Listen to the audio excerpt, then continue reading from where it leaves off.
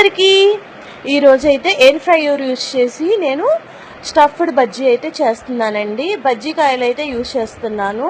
దీనికి నేను పచ్చనిపప్పు వాడానండి. కానీ ఇప్పుడు శ్రావణ మాసం కదా, శ్రావణ మాసంలో మనకి నానబెట్టిన శనగలు వాయనంలో ఇస్తారు కదా, అవి కూడా యూజ్ చేయొచ్చు. కొంచెం వాము, జీలకర్ర, అల్లం, పచ్చిమిర్చి, ఉప్పు వేసి మిక్సీ వేసేసుకొని దాన్ని మన పచ్చిమిర్చి బజ్జీకాయల్లో పెట్టుకొని ఒక 5 నిమిషాలు స్టీమ్ చేసుకోవాలి. స్టీమ్ అయిన వాటికి కొంచెం ఆయిల్ స్ప్రే చేసి నేనైతే ఎయిర్ ఫ్రైయర్లో 170 degrees 14 minutes అయితే ఉంచుతున్నాను ఫ్రై మోడ్లో.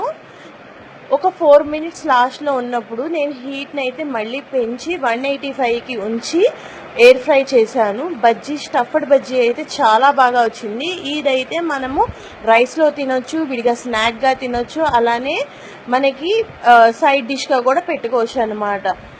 ఇలా కంపల్సరీగా ట్రై చేయండి. ఈ శ్రావణ మాసంలో మనకి ఇచ్చే శనగలు కంపల్సరీగా యూజ్ చేసుకుంటే మంచిది. అలానే ఈ రెసిపీ అయితే కంపల్సరీగా ట్రై చేయండి. నచ్చితే like, share, subscribe, follow for more.